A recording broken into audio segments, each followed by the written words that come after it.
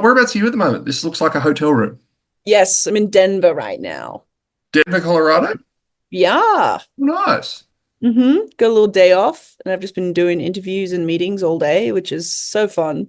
So Yeah. good. Uh, why you didn't come on? You didn't become a musician to actually play shows. You came to do press with third-rate music Yes. journalists such as myself. I spend my days off Cool. doing this. That's why I started, Yeah, obviously. 100%. Day off. Day off who? I need I them. don't know Yeah. her. Mate, the cover art for Was Here is pretty striking. It's very me. What is the Thank you. story behind it? To be honest, it was just kind of the first thing that came to my head. I guess the whole like concept of like calling it Was Here is because we kind of I feel like sonically we kind of like reinvented ourselves quite a bit, and it's kind of just as if like yeah, we died and this is the new version of us, and like forget everything you used to know, I guess. And then it was kind of cool because I had the title like in the back of my head for a while before any of the songs were written. And I wasn't like precious about it or anything. And I wasn't like banking on using it or anything. But it's happened to every record where I'll have the title in my back pocket and then the songs kind of start forming. And then conceptually, it just kind of like fits really well. I don't know whether that's just like a subconscious thing that I'm doing accidentally, but yeah, just like personally, I feel like I went through a lot of kind of like self-discovery and like refinding myself, and I just put the old me to bed in a way, and now I'm me again. Okay. So yeah. What was the process of creating this album like? Like, what were the biggest challenges? For me personally, it was I went through a lot of emotional hardship. Sounds like a stupid word, but it's the only one that's coming to my head right now. I was just going through a lot in my personal life, and I was never really facing it. I was kind of just ignoring it and being like, it's fine, it's fine. And then I realized that I was like numbing myself for years, and I kind of didn't really recognize who I was anymore for the sake of like someone else as well. It wasn't even like, I don't know, it was a weird like self-preservation thing, but for someone else's sake, which is so stupid. But um and we were riding in Manchester, me and Stevie, and he kind of like turned to me and he was like, what is going on? Like, you're not on form. This is not like the kind of like caliber that you are normally riding at. Like, what the fuck is going on? And I kind of just broke down and like had to face the fact that I just numbed myself. And it's a very, very scary thing because when you realize that, I kind of was thinking like, well, if I can't feel anything, I can't write anything. So this is all just what's the point of even doing a record? And I really had to kind of like dive into that and really like face a lot of like home truths and accept certain things that were going on in my life and have the courage to get rid of that and figure out my shit. And yeah, so I think that was the hardest thing, was like being vulnerable at first, and then when once I started, the floodgates kind of opened and I was like, woo, let's go. um but yeah, I think that for me was like, yeah, that was probably the hardest thing Yeah. to figure that out. Yeah. So yeah, you're talking about you working with Stevie Knight again on this release. What are some of the best examples of his influence on the finished product? Like, where are his fingerprints showing up the most? Oh, fuck. I don't know. I feel like we have this crazy chemistry that I've never replicated with anyone else. We just kind of get each other on that level and we have the same taste. It's gotten to the point now where like we'll both sing the same melody at the same time for a part, and we're just like, that's fun. It's like, in what world does that happen?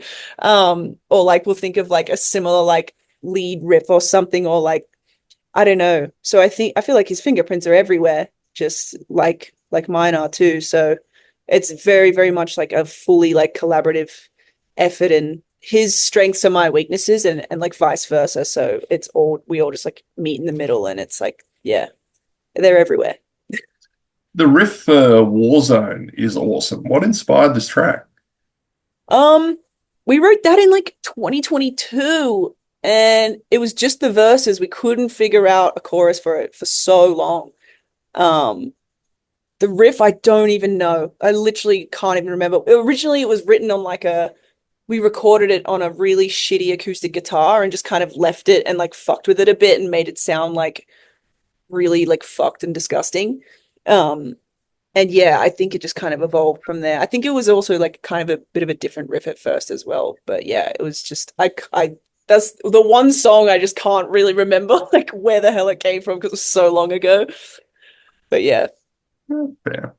Now look, I imagine you'd see this question coming from a mile off, but I'm going to ask it anyway. I feel like we've got a lot of great front women in the music scene at the moment. Who are Mhm. some of your favorites and why? Um, Let me see. I feel like that, yeah, you're right. There's just so freaking many. And I'm friends with a lot of them that I look up to as well. Um, Even on this tour that we're on now, the summer school tour, it's like Scene Queen is doing an awesome job.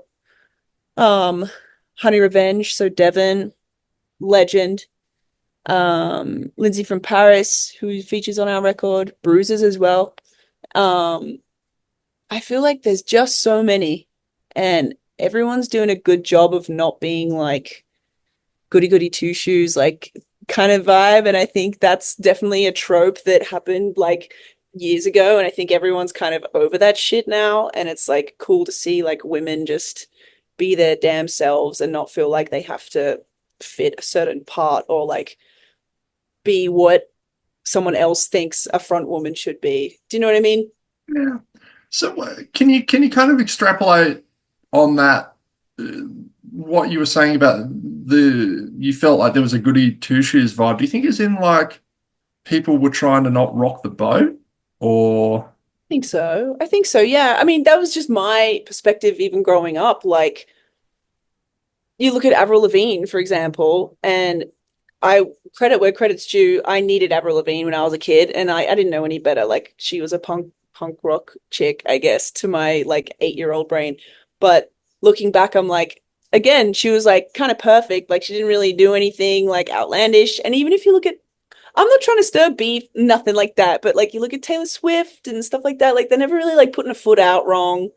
And I think we need more like Joan Jetts and like Janis Joplin's and like people that aren't afraid to kind of get dirty and like just say how the fuck they feel. And like, yeah, I'm like into that. I think that's definitely needed. And obviously there's heaps of like more like gay representation and stuff like that, which I think is really important in queer representation. So um yeah, I just rock the fucking boat. Who cares? We're all drowning anyways. I mean, I feel like your age is actually going to be going to work against me in being able to get an answer to this question because you can only speak to your own experiences. But like, do you think things are getting better for women in the industry? You know, knowing that obviously you haven't been, it's not like you've been working in this for 30 years yet, but Yeah, I mean, yeah, I think so. Just on the sheer amount of representation now, I think yes, definitely headed in the right direction for sure. I think a lot of the issues, at least that I notice, are just kind of more like internal and like behind the scenes sort of thing, and like just little things. Um, that's from my experience, anyways. But um, on the whole, like it's definitely improving because I think the conversation started years ago and it's only like become more of a conversation since. And hopefully it doesn't ever have to fucking be a conversation because it's just like the way the world is. So yeah, I definitely think there's an improvement for sure. I remember I was chatting with Scene Queen recently and she had this great line on her album, which is fantastic. Like it's so good. Yeah, she's got some The great one-liners, to be honest. Oh man, there are so many good ones, and but Yeah. one that really stood out was I think it was "All my idols are fucking losers" or something to that. You know, because for It's people, true. I mean, God, yeah, particularly I'm 38 years old, and it's only worse the older that you are. You know, like Yeah, the kind of right. people that you grew up listening to, and you're like, yeah, this guy's awesome. And then it turns out, oh, he's No. a pedophile. Yes. And Unfortunately. Well, and where I was going with that was because I was like, do you think we're getting, do you think the generations to come are going to be are going to have a better time with this because, like, let's say, for example, they grew up listening to Stand Atlantic as opposed to, some, Lost Prophets or something like that. Like, sorry for the extreme example, but, Oh, like, do you think that people are, the next generation are probably going to have a bit of an easier time of, being proud of their influences than people of my generation? I think so. I think also maybe not because I feel like this generation or this like wave has been like the one that's had the most people be outed ever as pieces of shit. So there's no way to tell. And I also feel like there's going to be issues in every generation or like, every wave of everything that comes. Like there's no way that the world will have every single musician be a perfect person ever. So I don't know. I think it'll definitely be more diverse. And they'll have more people to look up to that are like safe and cool and like not what's the word, problematic or whatever. But there's always going to be worms, always. So I don't know. It's a hard question to answer because how the fuck am I supposed to know? But I hope so Um, though. Mate, just to kill the vibe for a bit. So 17 feels like it was a pretty emotionally brutal song to write. Yeah. Look, what are you comfortable telling me about its creation? And is this a story that you've wanted to tell for a while? Uh, no, actually, I never wanted to tell it. I still don't particularly want to go into like any details or anything, but I think the song kind of speaks for itself about like what it's about and stuff. And originally, I didn't want to put this song on the album because for this exact reason, like I didn't want to speak about it. And then I talked to a couple of people and like asked what they think about that. And I kind of came to the realization that the song is kind of bigger than what I feel about it. And like just because I don't particularly want to like go into exactly what it's about and who it's about, I think it's important that if someone is listening to it and they can relate to it and feel less alone, obviously it's unfortunate if they can relate to it, but Hmm. if they can feel less alone and know that like, this shit does happen, then that's like more than enough reason for me to be like, all right, I need to get my head out of my own ass and just like let the song breathe and just let it be there. Um, but yeah, writing it was weird. I never thought I would write about it. It was never something I on a day-to-day basis ever thought about that experience. And I thought I'd processed it. Um, and one night we were on tour. I think it was actually Sad Summer last year. We were on tour and I had a dream about it, about the situation, and I hadn't thought about it in fucking ages and had a dream about it. And I woke up, and when I woke up, I was so angry. I was sweating and I was punching the bunk above me or like the roof of the Yeah. bandwagon. And that has never happened to me in my life. I'm not a violent person. I don't know where the fuck that came from, but it made me kind of realize like, okay, I think this is something that I need to actually like think about and see if like I can like figure out how I feel about this and like process it properly because clearly I haven't because it's deep down there somewhere and maybe something in my personal life was like triggering it or something. I'm not sure, but um yeah, it was important for me to at least write about it. And then I didn't expect it to like end up on the album whatsoever. It was purely just like a therapeutic thing for me to do. And then um the song ended up being pretty cool, I guess. So everyone was like, yeah, chuck it on. And I was like, okay, that's fine. We'll do that. My trauma, you're welcome. No worries. Hey, artist therapy. I'm glad you included it, man. Yeah. Thank you. Yeah. It's funny. I have a question about how to tricks to survive the rigors of touring, and it was literally only as you were answering that last question that I realized there is a face over your shoulder. Who is Say, that? hey, Nikki. Hi. That's our photographer. She's working. Oh, She bless. No looks like a rest. little nugget. Well, I must admit, from that distance, I thought that was like a 12-year-old. So I was like, No, even at a close distance, she looks like a 12-year-old. So funny. best thing for a photographer. some of my friends in the photography scene, at gigs, are these tiny women, and Yeah. you see these like they'll go to somewhere with a really high stage, and they're like, well, fuck. Dude, old mate over there has a step stool so that she can get higher angles. It's funny as hell. I love it. Actually never met a tall photography. Oh my God, English is great. A tall female photographer, actually. I feel like all the ones I know are actually small as well. That's crazy. Well, the best thing is the recent show I shot. I'm 6'7", so I was able to literally stand behind the You're small one. huge. I know, yeah. Crazy. Funny as hell. So yeah, but what are some of the essentials that make that help you survive the rigors of touring? Um, Someone asked me on an interview before, actually, the same, like similar question, and I never really thought about it.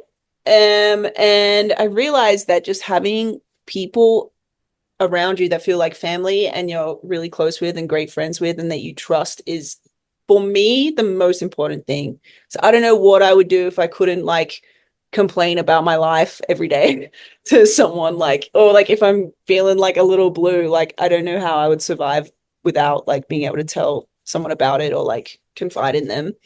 Um, and especially I think after like that, when I was explaining before about like being so numb for so long and like not expressing anything, now I'm just like an open book and the floodgates are fucking open. So if I'm feeling something, my friends are gonna know about it. Um, so yeah, I think that for me is the most important thing, and just like making sure you're always in like a safe environment with people you trust and care about. Yeah. Well, like say, hey, speaking of safe environments, who'd here's the question you can have a bit of fun with. Who'd win in a brawl between Stand Atlantic and Red Hook? Fuck. That's so, oh man, I'm thinking about the guys in my band and I'm just like, oh, we got no chance, dude. I feel like Jono could throw a punch if he really needed to. If someone really got like into it. Potter maybe too. He can be a little hot-headed, but I've never seen him punch anyone. And I think people are going to disagree, but I think I could be really scrappy if I really needed to be. I think my strength is underestimated a lot of the time, and I think I could take Emmy. You can take Emmy. Tell her that if you want. Yeah, You realize that's just going to be the quote of the I of can't the wait. interview, the I can't thumbnail. Yeah, wait. it'll be you and Emmy side by side with boxing gloves. Please, I'll do it right now. Oh, fun. Oh, mate. This has been awesome. Thank you very much for your time today. No, thank you. Yeah, man. Congratulations on the album, Bonnie. It is a really strong bit of work, and you should be very proud of it. Thanks. So, Thank you so much. and Thanks for yeah, listening. and yeah, man. And look, with your as you said, you feel like an open book, and just have people around that you can whinge. Like a lot of people say, oh, you're a touring band and you're successful. Why should you like fuck that? Like everyone has Oh their yeah, I stuff. know. Everything's Uh, relative. Like what the hell? Like yeah. go home. So yeah, man. If you're not coping with touring or with anything, just always have those people to whinge to and stuff. You sound like Yeah, you're all over it. important. Yeah.